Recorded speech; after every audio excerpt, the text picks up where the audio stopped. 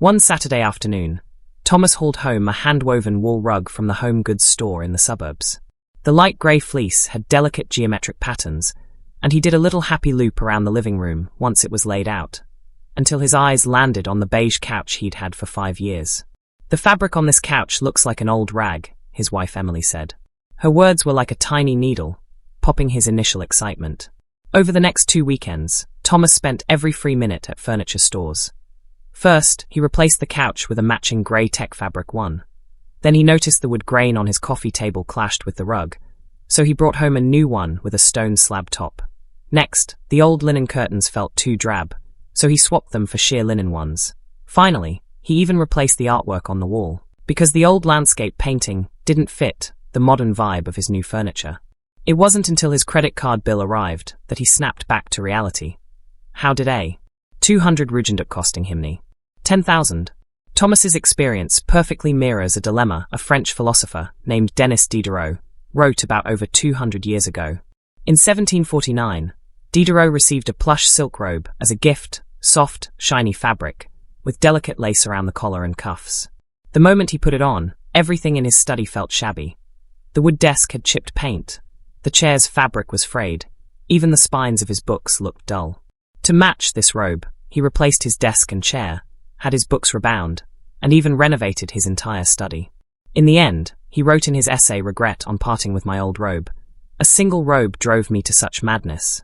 Later, economist Juliet Shaw officially named this phenomenon the Diderot effect, also called the matching effect. In her book The Overspent American, the urge to keep buying things to match a new item, just to feel mentally balanced.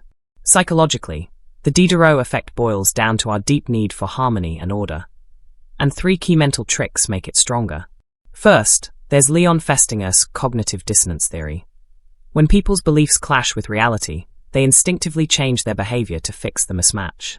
After Thomas bought the rug, his belief, "I have nice, high-quality furniture," conflicted with his reality, "My couch is old."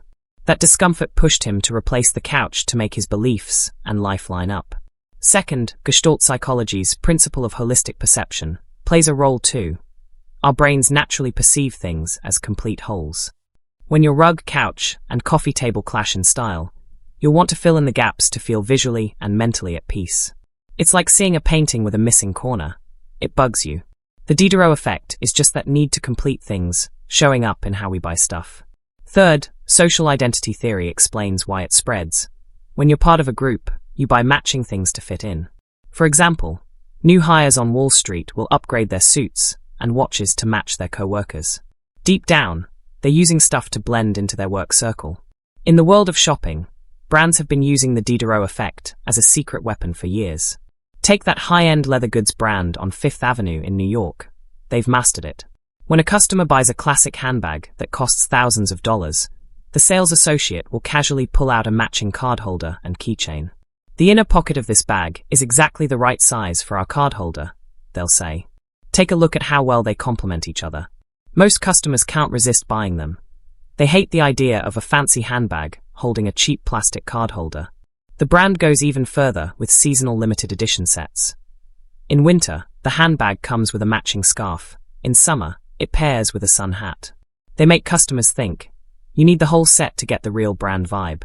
Stats show 62% of customers who buy one handbag end up buying more items from the same collection within 6 months. Proof of how powerful the Diderot effect is. It's not a one-off, either. A high-end makeup brand uses the same trick, selling foundation sets. After you buy the foundation, they convince you to get the matching primer and setting powder, saying, you need the whole set for the perfect finish. The rise of smart home tech has turned into a huge testing ground for the Diderot effect. A tech company in San Francisco launched a smart speaker a few years back. At first, they sold it just as a voice-controlled music player, and it flopped. But when they shifted their pitch to smart home ecosystem, sales blew up. Their tagline hit right where it counts. Use our speaker to control your lights, curtains, and thermostat with just one voice command. Let your whole house work around you. That line triggered the Diderot effect perfectly. After buying the speaker, people thought, wait, it only plays music? That's not enough. To get the full smart home experience, they'd buy the brand's smart light bulbs, curtain motors, and thermostats too. A user from Seattle posted on a forum, "I originally just wanted a speaker to listen to podcasts. Now my lights, AC, even my coffee maker are connected to Wi-Fi. It feels like my smart home isn't complete if I'm missing one thing." That desire for a full smart setup has made the Diderot effect a big reason smart homes have gotten so popular. At work, the Diderot effect turns into a professional image upgrade cycle. Mark, an analyst at an investment bank in Chicago, spent 3 months of his internship salary on a custom-made suit when he first started. But his first day in the suit, he noticed a problem. His co-workers wore 120 thread count premium cotton shirts, silk ties, and handcrafted leather shoes. His basic cotton shirt and pleather shoes looked totally out of place with his nice suit. "Will clients doubt how good I am just because of what I'm wearing?" He couldn't stop worrying. So he replaced his shirt, tie, and shoes, even bought the same mechanical watch as his team manager. "When my suit and accessories match my co-workers' level, I feel more confident in meetings," he said. Mark's not alone. In fields like law and finance, where how you look matters, new hires almost always upgrade their gear. It's the Diderot effect mixing with the need to fit in at work. But the Diderot effect isn't just about making people spend more. It has two sides, and we need to look at both. When you use it right, it can make your life better. If you want to read more, buy a good book, then get a comfy reading lamp and chair to make a reading nook. The space will actually push you to keep reading.